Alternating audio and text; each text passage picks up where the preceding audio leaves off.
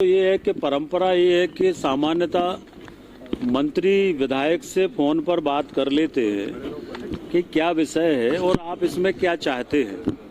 पक चुकी हैं आदतें, बातों से सर होगी नहीं और कोई हंगामा करो अब ऐसे गुजर होगी नहीं।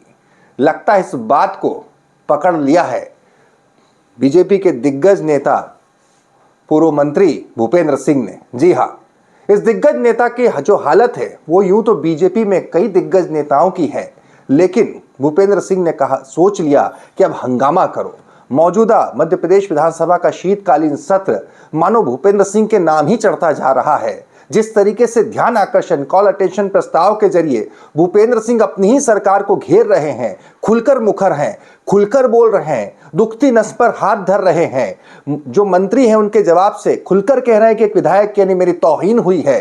ये तमाम बातें जब भूपेंद्र सिंह कह रहे हैं, यानी यूं लग रहा है कि विपक्ष होने की जरूरत ही नहीं। यहां तो अब जो अपनी पार्टी के भूपेंद्र सिंह हैं वे ही काफी हैं यहां पर अपनी सरकार को लपेटे में लेने के लिए। ये मैं क्यों कह रहा हूं, ये आपको सबूत इसका प्रमाण मिल जाएगा। ये वीडियो को आप आखिरी तक देखेंगे। परिचय दे दूं, मैं हूं भुवनेश सेंगर। देखना शुरू कर चुके हैं दी लपेटा।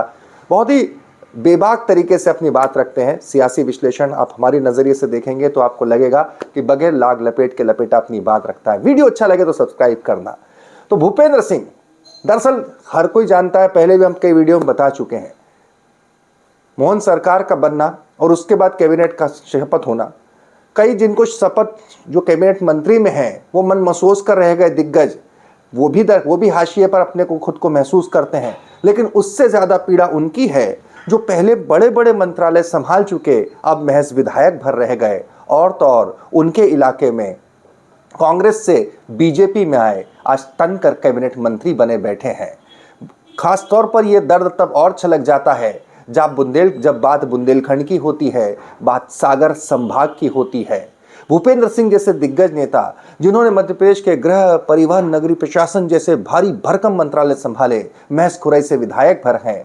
किस्सा तो गोपाल भार्गव का भी कुछ ऐसा है। दोनों के लिए बात वही है कि गोविंद राजपूत जो हैं कल के कांग्रेस से आए हैं, आज मंत्री बने बैठे हैं। लेकिन भूपेंद्र सिंह जो कि एक इस तरह की राजनीति के लिए जाने जाते हैं कि वो एक सोफिस्टिकेटेड हैं, लेकिन आखिर कोई कब तक चुप रहे।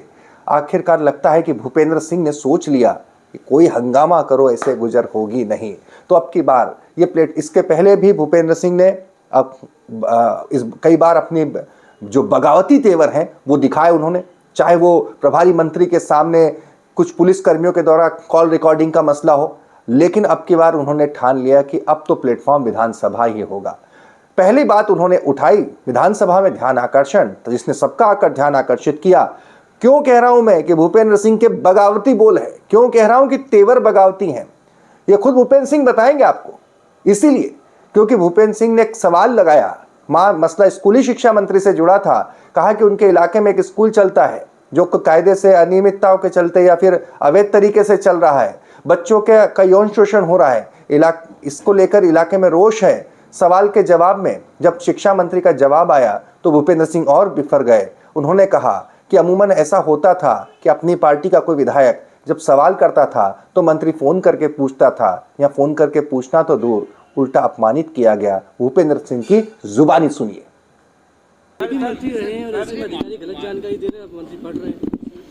देखिए, सवाल इस बात का होता है कि अगर कोई विधायक प्रश्न उठाता है तो पहली बात तो ये है कि परंपरा ये है कि सामान्यतः मंत्री विधायक से फोन पर बात कर लेते हैं कि क्या विषय है और आप इसमें क्या चाहते हैं। तो एक तो ये पहले बात हो जाती है तो विषय ध्यान में होता है। दूसरा मेरा ये कहना था कि अधिकारी अगर ये लिख दे कि क्षेत्र में कोई रोष नहीं है तो मंत्री को ये बात स्वीकार नहीं करना चाहिए। अगर है नहीं है तो बोलें।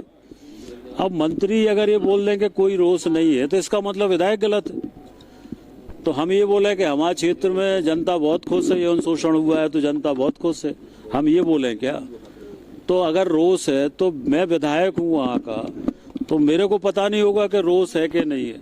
तो मैंने यही कहा कि कम से कम कार्रवाई हो ना हो, पर सरकार की ये जिम्मेदारी भी है कि विधायक अपमानित ना हो, इतना हमें अपने जवाब में इस बात का ध्यान रखना चाहिए। ये मेरी भावना थी।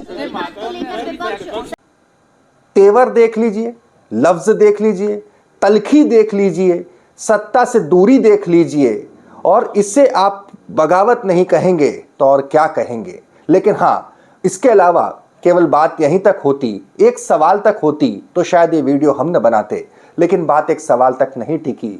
जब हंगामे पे उतरते हैं तो फिर हंगामा हर जगह होता है। हंगामा क्यों है बरपा, इसके लिए एक और मसला। भूपेंद्र सिंह ने एक और कॉल अटेंशन लगाया। बड़े नेता है भूपेंद्र सिंह, खुद परिवहन मंत्री रह चुके हैं।